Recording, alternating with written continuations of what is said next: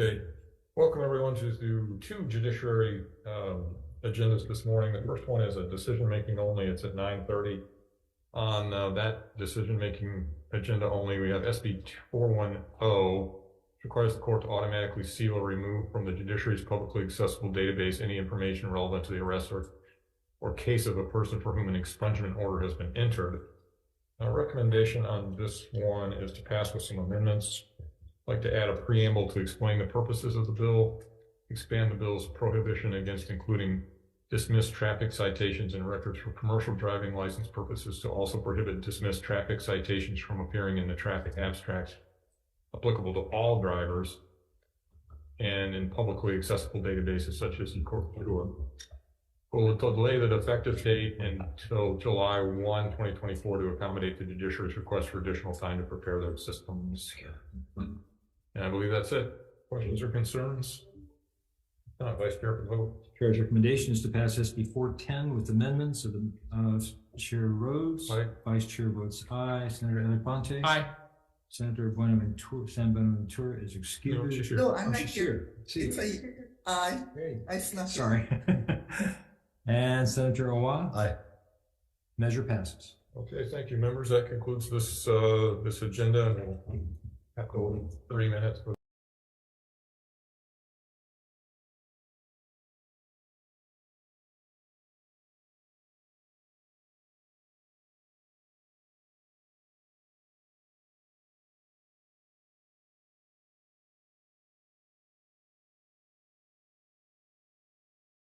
Okay, welcome back to the Judiciary Committee this Friday morning. We're moving on to our 9:35 agenda. If we have a catastrophic technical failure, we will convene on Thursday the 23rd at 10 a.m. here in room 016, and we'll post a notice on the legislature's website. 2-minute time limit for testifiers, and if you're on Zoom, you're generally going to be muted and your video will be blank until it's your turn to go.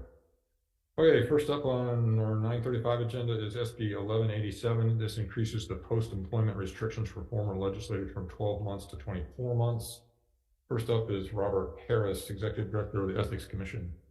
Good morning. Good morning, aloha, Chair, Vice Chair, members of the committee.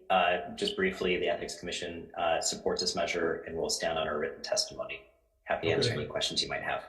Great, thank you. Next is Don Poyani in support, Lynn Matisow in support, and Kathy Gogol for Animal Rights Hawaii in support.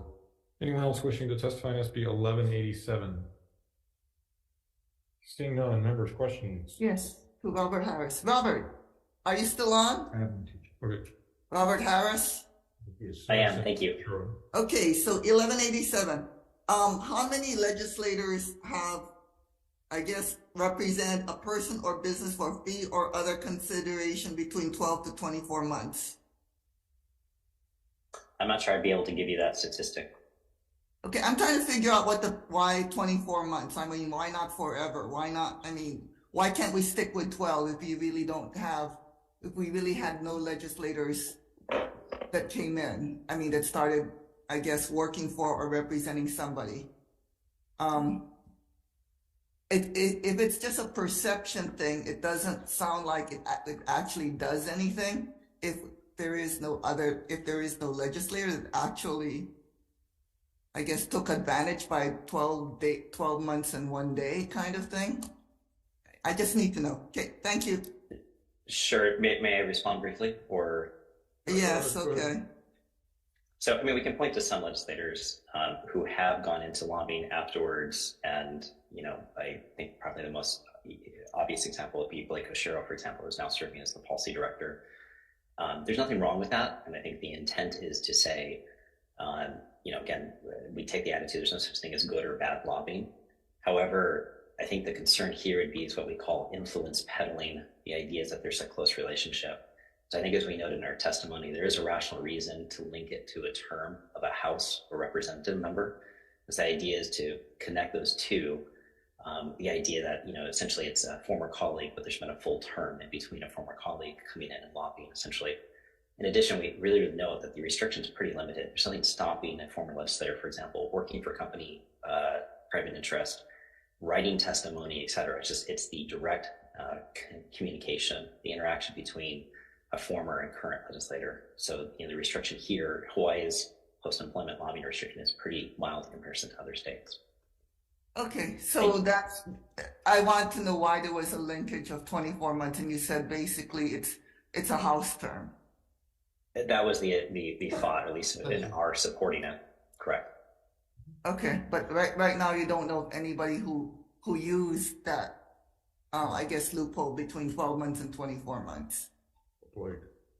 I mean, we can certainly go back and look at folks who started lobbying after 12 months. However, I don't know if this is necessarily in direct response to a specific individual. It's more of just trying to say, hey, from a perspective of preventing, again, it's called nationally, and it's maybe not the best term, influence peddling, where essentially you have that relationship. That term seems like a logical or sort of a good policy call. Okay, thank you. Thank you. Senator Gabbard. Robert, Aloha. Did you look at other states in terms of how do the other states do this? 12 months, 24 months? So sorry, Senator, to be clear, this is not our bill, so it's not necessarily something that we've greatly researched. Okay. We did have a discussion of it at the commission meeting on Wednesday, and I think, the decision of the commissioners that, again, connecting it to a House term made sense. I'm fairly certain that NCSL has done research on post and pre-employment, and so we could probably find that information for you, but it may take a little bit of time. Okay, thank you, appreciate it. Sure. Anything else? No. Okay. Other question, members? Okay. Thanks very much for being here, Mr. Harris. We'll go ahead and move on to the next bill, which is SB 1189.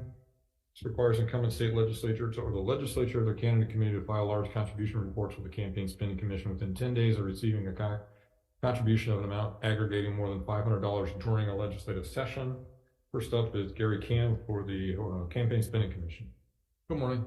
Good morning, Chair Rhodes, Vice Chair Gabbard, members of the committee. We submitted written comments on this bill, and I will just stand on those, and I'm here for questions. Okay, great. Next is Dawn Poyani in support, Lynn Massow in support, Heather Hagelin in support, Cards Pentor in support. Anyone else wishing to testify on SB 1189? That's it. Yep. Come on up, Ms. Young. No, not. You don't want to do 1189. Okay. Members, any questions on SB 1189?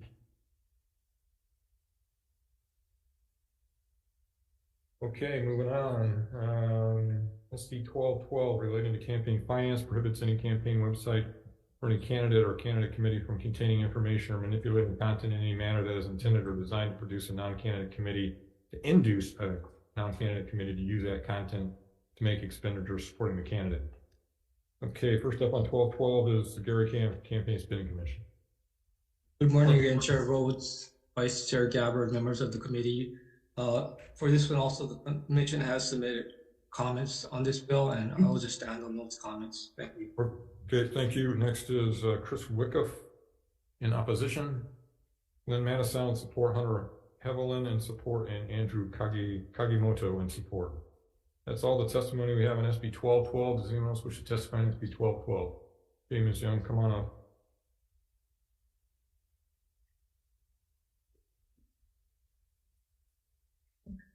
Aloha, Kayaka, Chair, Vice Chair in the Judiciary Committee. My name is Angela Melody Young, testifying to provide comments on behalf of CARES. A big topic this year was clean elections and creating a publicly funded program for candidates as the conversation is going towards more transparent practices at the legislature and in the elections.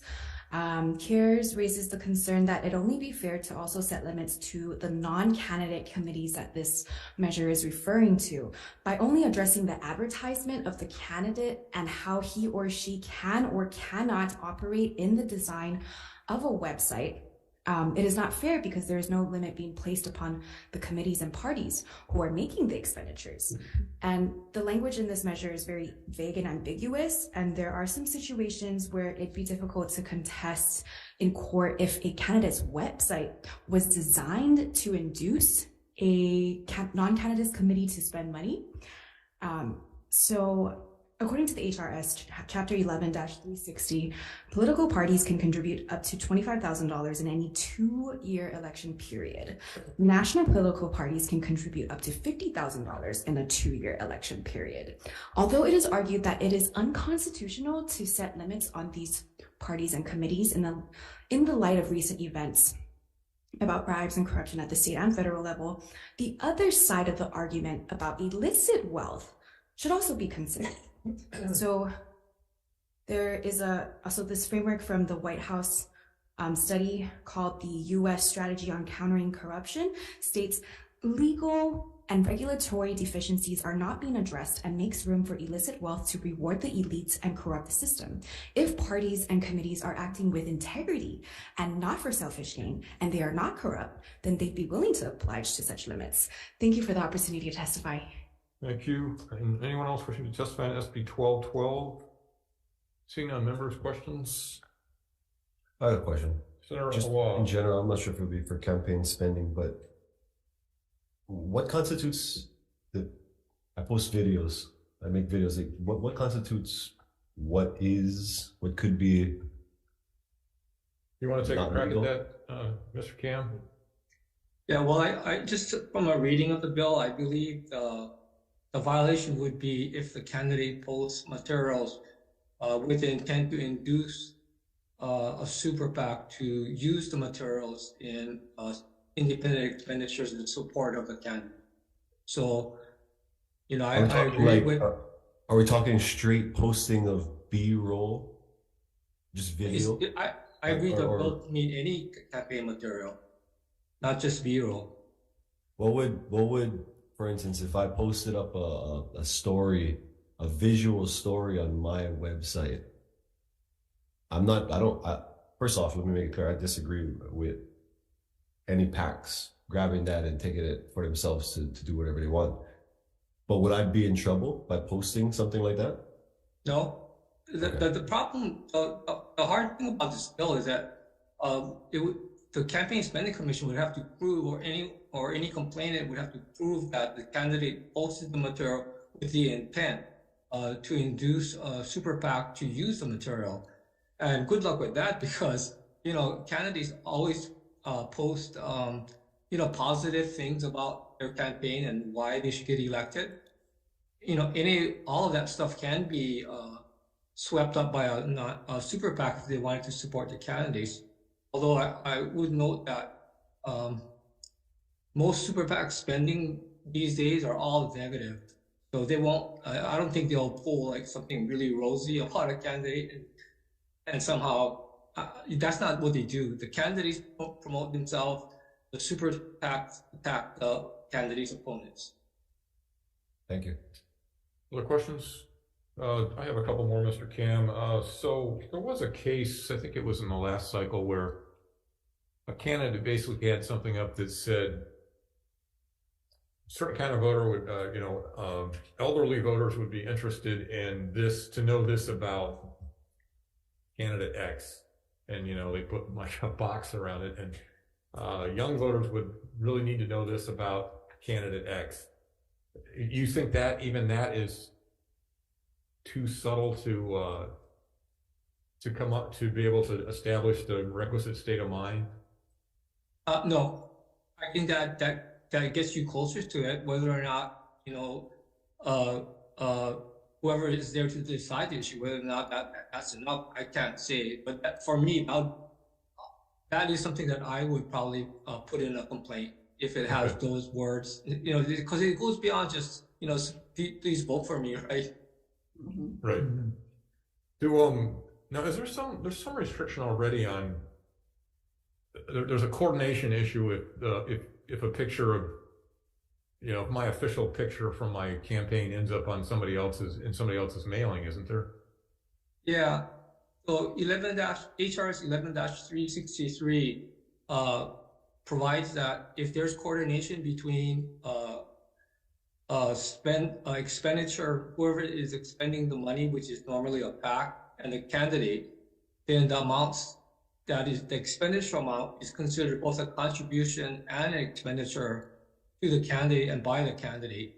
And if someone pays for the reproduction or dissemination of campaign material, like for example, in your example, a non-candidate committee takes your picture and puts it on a flyer, that is considered, that those expenditures are considered a contribution to the candidate. And so, given that most super PAC spending greatly exceeds a candidate's spending limits, especially at the house level and county, aside from the Honolulu, the county councils, that can be a very big excess contribution, and that would be a violation of our 11-357.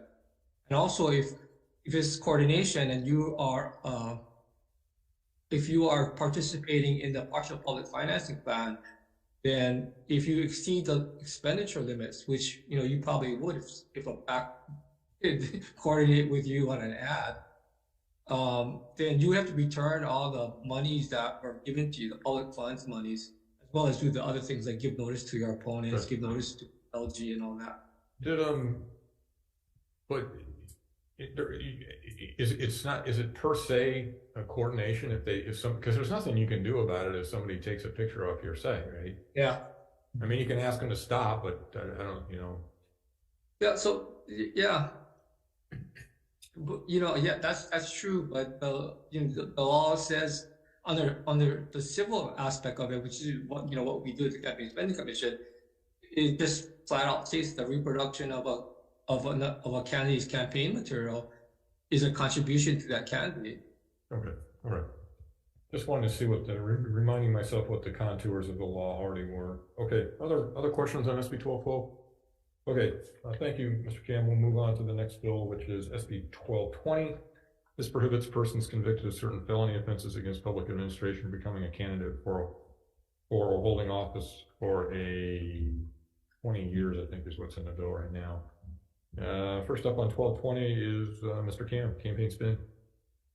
Good morning again, Chair Rhodes, Vice Chair Gabbard, members of the committee. The commission has submitted a very short testimony in support of this bill.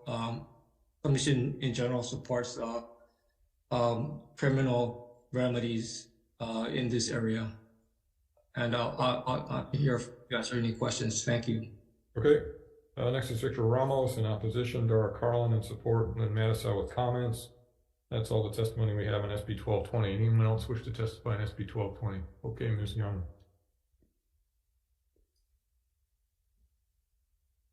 Aloha, Kayaka, Chair, Vice Chair, and the Judiciary Committee. My name is Angela Melody Young, and I'm testifying just to provide comments. So on behalf of CARES, conviction and imposition of a sentence are not necessarily the final disposition in a criminal matter. There are situations such as if a person is wrongfully sentenced for a felony due to judicial error, and it requires a specific statutory procedure, I think it's usually from a judge, to correct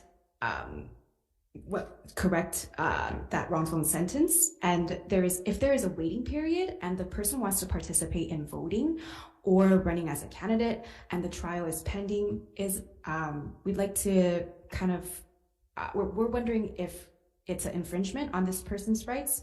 And once the judge hands down a sentence, the defendant can ask the judge to reconsider, to modify or nullify, especially if there's evidence to prove that the defendant is innocent.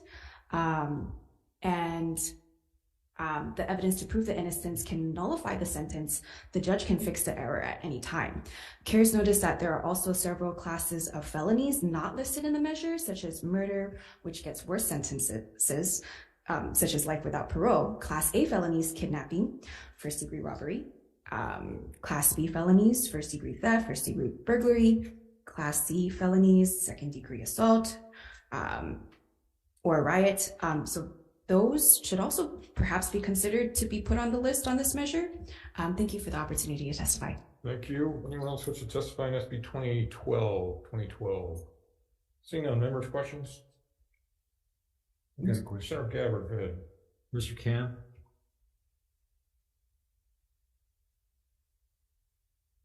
Yes. Yeah, so Mr. Camp, 20 years. So you're okay with the 20 years? Seems like, you know, people change. Why not 10 years? That's a policy call. It's 10 or 20. It doesn't matter to the commission. Something though that it's just something else that may deter someone from committing a public corruption or public administration crime. Yeah, but I'm just curious where you're coming from. Is 10 years not enough? You know, we don't have any opinion on 10 or 20 years. I would think 10 years would be a deterrent also, but I guess you would have to ask whoever submitted this bill. It wasn't our office. Any idea what the other states do? No. Thank you, Mr. Thank you, Chair. Other questions? Okay, if not, we'll go ahead and move on to the last bill of the agenda, which is SB 1267. Allows non-residents to apply for a temporary restraining order or order for protection in cases of domestic abuse. Allows non-residents to apply for a temporary restraining order and injunction from further harassment. First up on SB 1267 is Judge Park from the Family Court. Good morning. Thanks for waiting. Thank you. Good morning, Chair Rhodes, Vice Chair Gabbard, and honorable members, the entire committee. Good morning. My name is Andrew Park. I'm a family court judge in Kapolei. The judiciary would submit on our written testimony. I'll also note we submitted supplemental testimony because we inadvertently omitted some of the recommended language for a potential amendment. And as we noted, I think this is a good opportunity to maybe clarify some of the language here to allow more people to get protection. And we believe that the amendments that we suggest would allow those folks to get the protection while keeping it simple enough that we can apply it constitutionally. Okay. And I'll be on standby for any questions the committee might have. Great. Thanks so much. Next is Nazia Khan for restraining orders without borders. Good morning. Good morning. Thank you, Chair Rhodes, Vice Chair Gabbard, and honorable members of the Senate Judiciary Committee. My name is Nazia Khan. I was sexually assaulted while visiting my hometown in Honolulu, Hawaii. I'm the founder of Restraining Orders Without Borders, and I'm the survivor which prompted SB 1267. I always envisioned giving this testimony in person and sitting at the desk across from you. But despite an effective campaign, 2 bills, this hearing, and 40,000 petition signatures, my reality remains that I'm a sexual assault survivor who was left unprotected, and being deprived of the power to testify in person is just one of many things not having a restraining order has taken from me. 13 months since my assault, I do not have a restraining order from either my resident state of California or Hawaii. California dismissed my petition because the perpetrator lives in Hawaii, while Hawaii limits its petitions to residents. This loophole is not only a gap in our statute, it's a gap in the safety and protection of one of Hawaii's most vulnerable populations. Senators, when our laws protecting survivors are weak, our laws protecting perpetrators are inadvertently strong. Hawaii has the opportunity today to join 14 states with the most comprehensive restraining order access laws, and the 25+ states which implement variations of this bill. I drafted this bill safeguarding a defendant's constitutional and due process rights because ensuring rights despite criminal history or residency status is what equality under law is. This bill ensures that equality extends beyond offenders to survivors. My sexual assault on January 4, 2022 never ended because safety never came for me. SB 1267 is the arrival of that safety for Hawaii's 300,000 survivors and 10 million annual visitors. It's time interstate violence is met with interstate protection. Thank you for the chance to testify, and I'm available for questions. Thank you very much. Next we have Michael Galoyu Sr. for Rainbow Family 808 in support. Angelina Mercado for an Executive Director for Hawaii State Coalition Against Domestic Violence in support. Sarah Pearson in support, Nadia Va'a in support, Uzma Hussein in support, Carrie Schwartz in support, Dara Carlin in support, Faith Joyner in support, Renuma Khan in support, Katie Pham in support, Zoha Raza in support, Marissa Danta in support, and Jordana Pereira in person in support. Is that you? I'm here. Oh, okay, no problem. All right, that's all the testimony we have on SB 1267. Anyone else like to testify on SB 1267? Did you want to testify? Okay.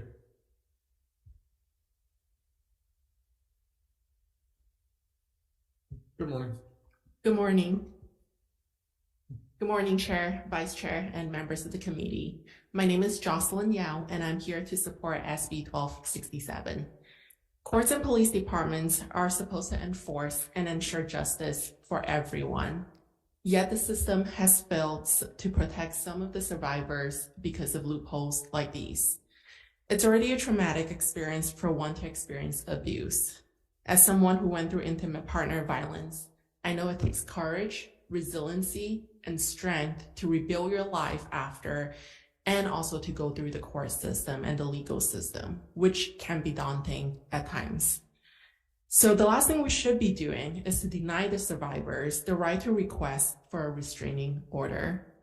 With millions of visitors per year and 16 colleges in the state, I'm actually surprised that this is not already a law here. I stand with Naziha and many other survivors across the state and across the country who deserve justice, safety, and healing. Survivors should have the right to request for restraining orders, regardless if they are a resident of the state. And for that, again, I'm in support of SB 1267. Thank you for your time. Thank you. Ms. Young?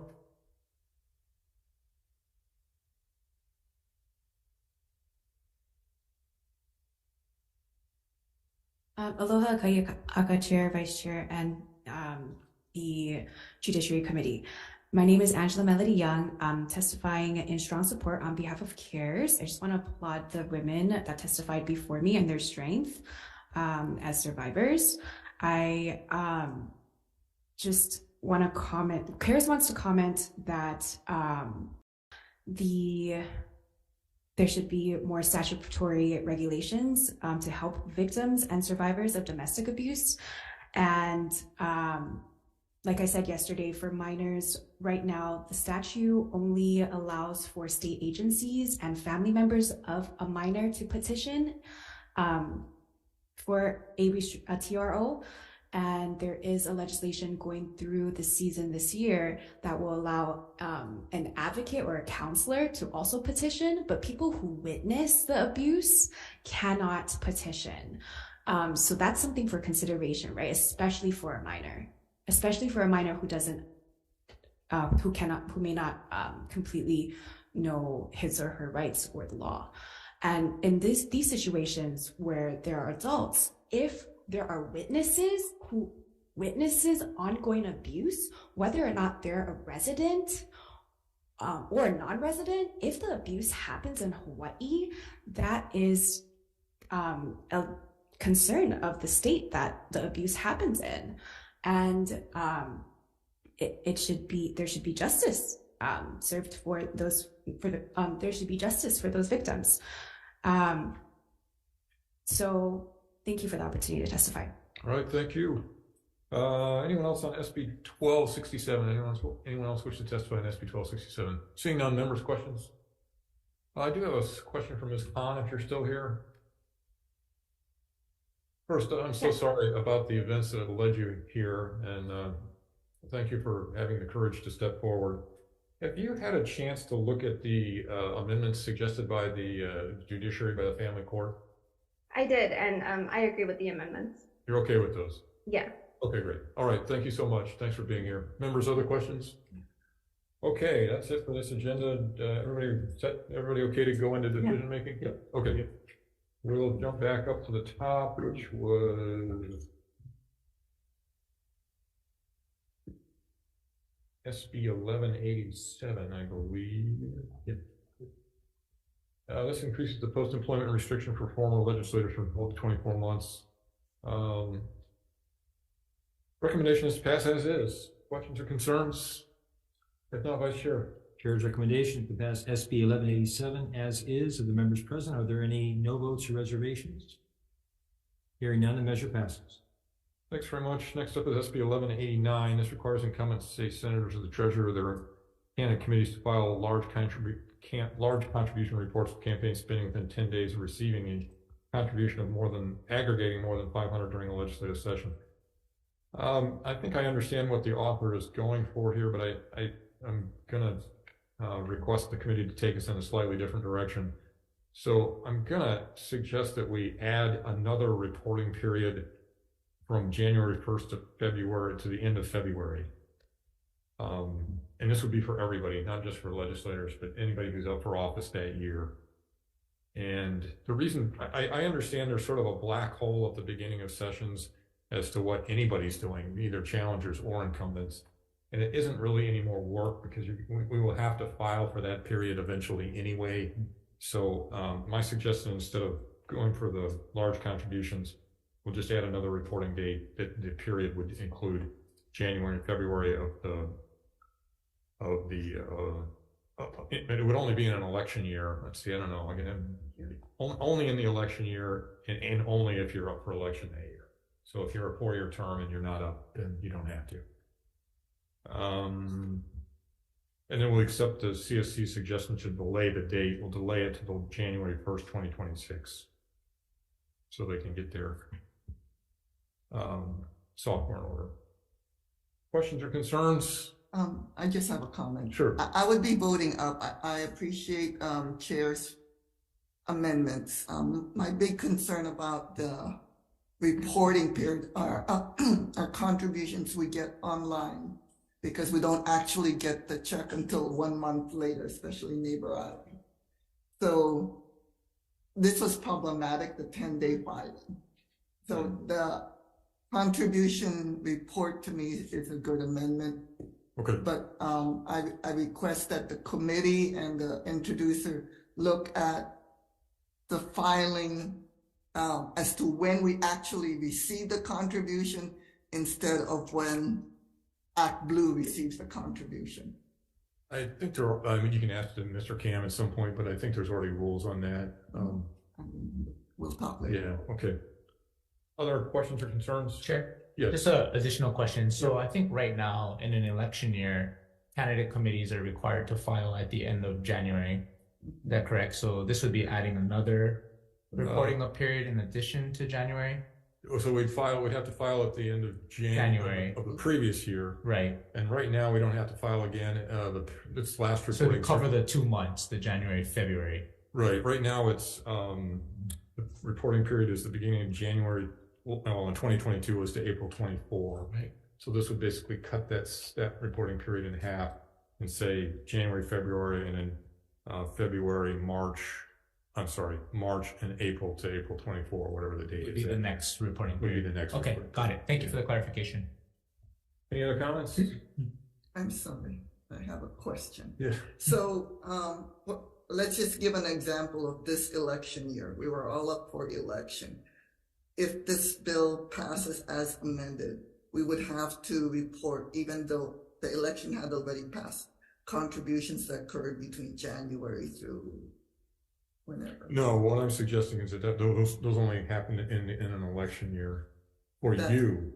Like if you're not up that year, then it's just the regular non-election year cycle. So if the election had passed like this year, This year we wouldn't do anything. Yeah. Okay. Wouldn't be effective till 2026 too, right? Yes, that's what I'm suggesting. Okay, thank you. So yeah, just to go over it again. So it will apply to all candidates, not just House members. All candidates, not just incumbents. All races for anybody who's up that year. Otherwise, the other, because I think in non-election years, for those of us, or even in election years, if those of us aren't up, it's a 6-month reporting period. I don't think you have to file until it's June, and then you have to file because you're not up. So they don't really care. Clear enough? Okay, Vice Chair for the vote. We'll figure it out. Chair's recommendations to pass SB 1189 with amendments. Members present, are there any no votes or reservations? Hearing none, the measure passes. Thank you very much. Next up is SB 1212. This is the red boxing one, trying to keep super PACs from being directed by candidate committees to put out certain information. I think it will be hard to enforce, but occasionally candidate committees do really superficially stupid things. So I think I think I'd like to go ahead and pass it. We'll put a bad date on it on March 22, 2075. And we'll go ahead and replace the intent language with a reasonable person language, which is a somewhat lower standard, but this is a civil proceeding, so I think it's justified. Okay? All right. Questions or concerns? If not, Vice Chair. Chair's recommendation is to pass SB 1212 with amendments. Of the members present, any no votes or reservations? Hearing none, the measure passes. Thank you, members. Next up is SB 2012, prohibits persons convicted of certain felony offenses against public administration to become a candidate for 20 years.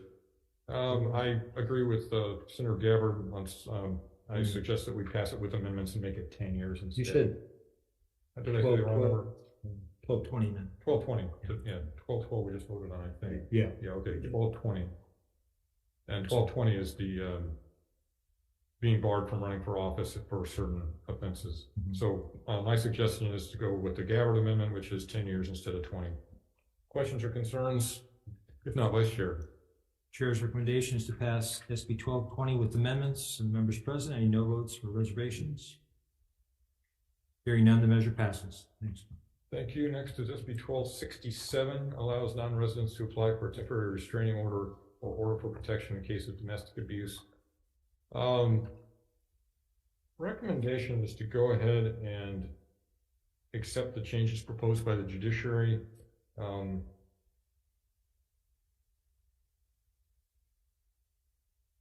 So it would be an application for relief under this chapter may be filed in the family court for the circuit in which the petitioner resides or is temporarily located. The respondent resides. The subject of the petition, the petition's family or household member who is a minor or is incapacitated as defined in section 565-102 or is physically unable to go to the appropriate place to complete or file the petition resides, or the domestic abuse as defined by section 586.1 occurred. And then the second section is similar, not quite as complicated. In the district which the petitioner resides or is temporarily located, the respondent resides or the harassment occurred. So I think that covers the bases.